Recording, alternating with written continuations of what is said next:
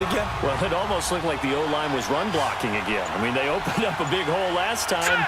This time they opened up a hole, and the quarterback got sacked. And incomplete. The contact made the ball roam free and brings up 4th down.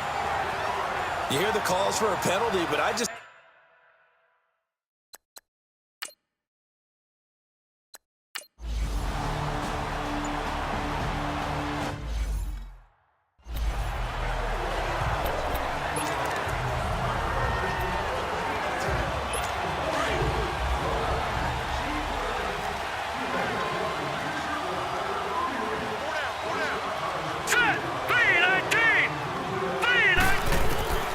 First down throw for Mayfield.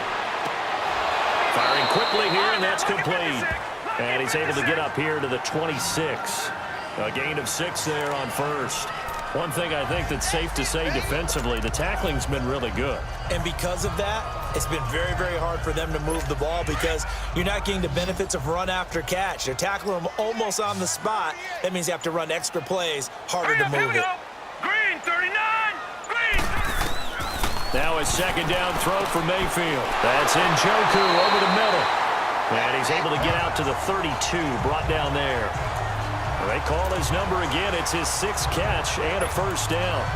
That's a staple of this offense. Drag route to the tight end. Yeah, he's unable to use his size to break off much more yardage after the catch, but still an effective gain nonetheless. This quarterback now, a perfect 8 for 8 to start the second half. Not bad. 1st and 10. All right, here we go. Green, 39! Green, 39! To throw, Mayfield. Looking deep downfield. They've got his man complete. And they'll get this well past midfield before being stopped just before the 35.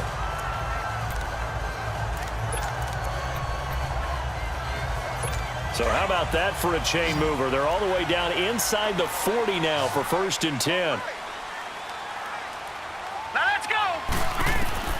Mayfield now looking to throw on first down. Throwing for his running back, and he's got him complete.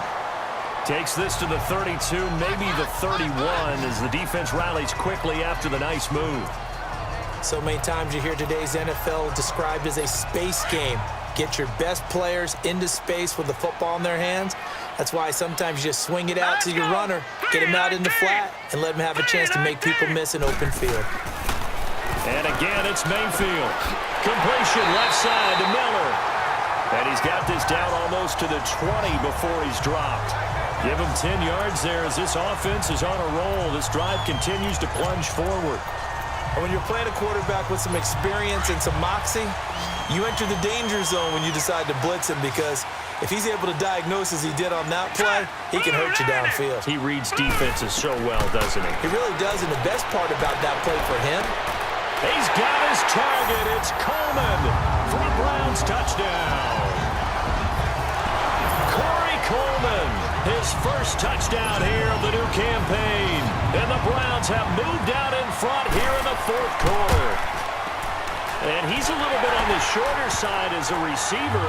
Maybe sometimes for the defense, tough to find the little guys, right? Yeah, sometimes they get lost in the traffic, but usually what it means is that rather than just winning with height or even speed, they use their quickness to find a way to get open. Well, tall, short, wide, skinny, whatever, there it results in a touchdown.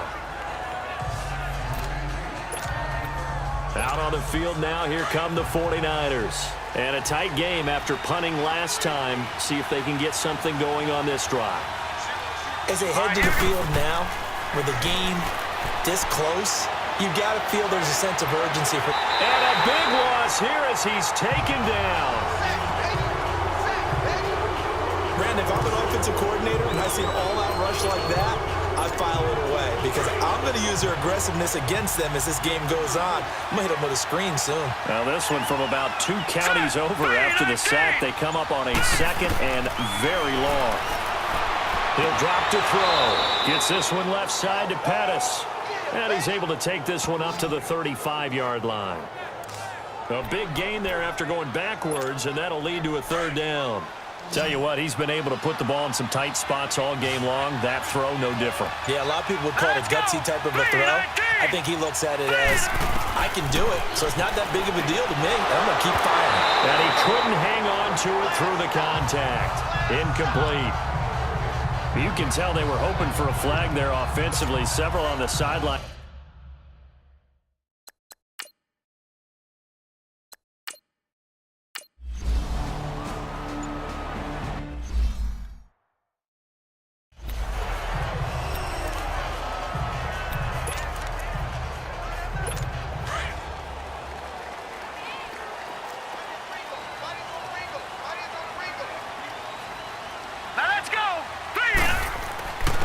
And they'll run it here. And he is going to be stopped cold behind the line of scrimmage. That's going to go as a loss of 2, and it'll be second down. Well, Brandon, pace comes into play now because they've got the advantage. They've got the football, but they've got to be very careful about what speed they're going to play. You know, my music teacher back in New Paltz, Mrs. Bythema Bagley, used to say, don't go prestissimo when you really want to go largo.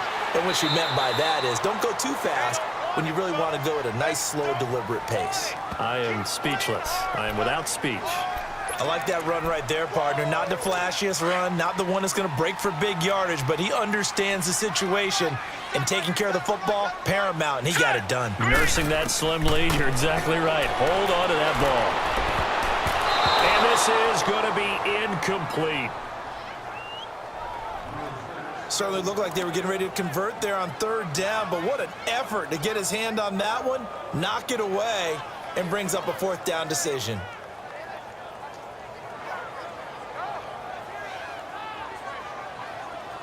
The Browns send out their punter now. He's been terrific so far. He gets this one away, and boy, it's another boomer.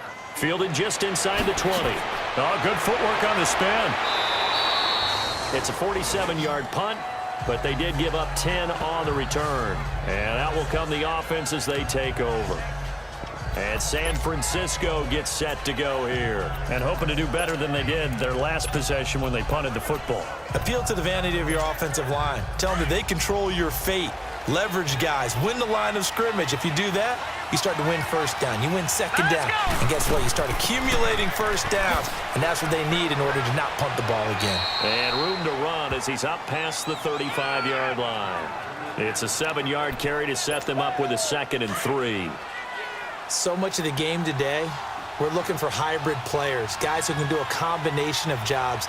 And anyone who plays a strong safety position, now more than ever, is a hybrid-type player. Half defensive back that covers passes and half linebacker that makes tackles. We just saw the linebacker make that play. Personal foul, face mask, defense. Well, when you're leading in the fourth quarter, that's not the penalty you want. Not at all. And now your discipline comes into question. Having poise this stage of the game, you can't have those kind of plays. So the yellow flag came out, and that leads to a new set of downs for this offense. 1st and 10. They'll look to throw, and Sutton hauls it in over the middle. And he's corralled, but not before getting it inside the 35. We'll give him 10 yards on that one, and that'll earn him a fresh set of downs.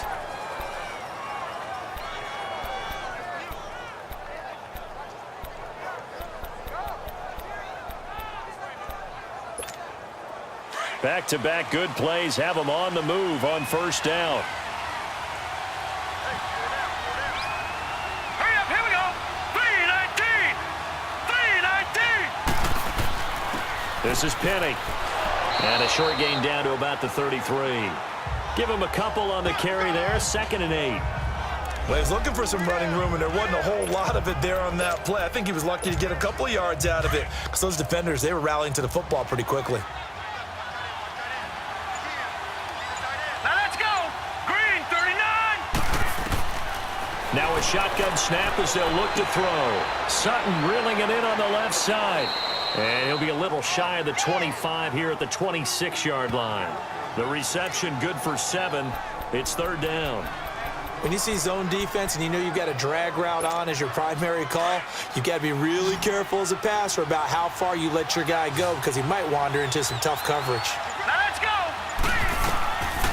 They're going to look to throw. And he's got it. Got his man on the end route. Complete. A gain of 7, and they pick up the first. And they're on 3rd and short. They just tried to spread the field. It worked. And I think that the spreading of the field, the extra receivers, has really become the next in the evolutionary chain in the NFL. Go all the way back in that situation, you're handing it to the fullback, right? As we evolve, maybe you pitched it to your tailback. Now you spread the field, and you have your choices of where to throw it and complete it for a first down. No gain on the play. It'll be 2nd down. Well, he didn't make headway on that one, but he's had plenty of carries all night long. I just wonder if maybe he's a little bit tired from toting the rock that much. The rush defense stout on 1st down. Here's 2nd and 10 from the 20. Back to throw now on 2nd and 10. Oh, he dropped it. They were looking for him in the middle 3rd. He couldn't catch it. Now 3rd down. In the early days of the NFL, you could easily blame these drops on maybe some uneven or uncertain lighting in a stadium. Not anymore. The lights are pretty good. Yeah, they're great here at night, but his 2nd drop, indeed, not a good look. He'll look to throw. He's got a man. It's Sutton that's complete. And all the way down inside the 5 to the 4. They're able to convert on 3rd down, and that sets up a 1st and goal. They like going to him in the slot. He catches another one. I think this comes under the heading of, until they stop him, why not go back to it? He has something going really well. Great working relationship with the guy throwing the ball, and they keep making the connection. Hurry up, here we go. Blue, 90. They'll try and run for it on 1st and goal. And he is met quickly in the backfield. Down he goes, folded like a lawn chair. I know when I was a kid, I always got real excited when I saw those lateral-type runs. But the best backs that made it happen, they put a foot in the ground and just go. That didn't happen there. That play got swallowed up. 2nd and goal from the 6 this time. Hurry up, here we go. 3-19. Out of the gun, they'll look to throw. And he's got it. And he's able to get it down to the 2-yard line. That time the completion goes for 4 yards, and we're set up with a 3rd and goal. And, partner, I think that's a great example that not all tight ends are created equal, because everything was right. Got the completion, but he's not one of the more dynamic guys in the league. So even though he caught it, couldn't turn it into much more. This is 3rd and 2, maybe the biggest play in this football game. Now let's go. 3-19. They'll set up a throw. And that is incomplete. They don't get the hook up there, but you really have to marvel at how precise he's been throwing the football these last couple weeks. Oh, that's the perfect word for it, precise. Because if you're at 70% or better 2 weeks in a row, you have a job as long as you want one in this league, won't you? I mean, let's face it, it's not just West Coast offense either. He's putting the ball downfield as well. Likely the play of the game here, trailing in the final quarter and going for it on 4th and goal. Hurry up, here we go. Got to try it here. He's back to throw. And it's complete. In the end zone, touchdown 49ers. Cortland Sutton, his first touchdown of the new season. And the 49ers have moved out in front here in the 4th quarter. Big 4th down conversion for the score, and the defense, that is a tough pill to swallow. Big time for them. How about them just deciding to go for it on 4th down? And, forget the field goal, because that looked like an easy 3 points. Yeah, you might have had a defensive breakdown in there, but they pressed the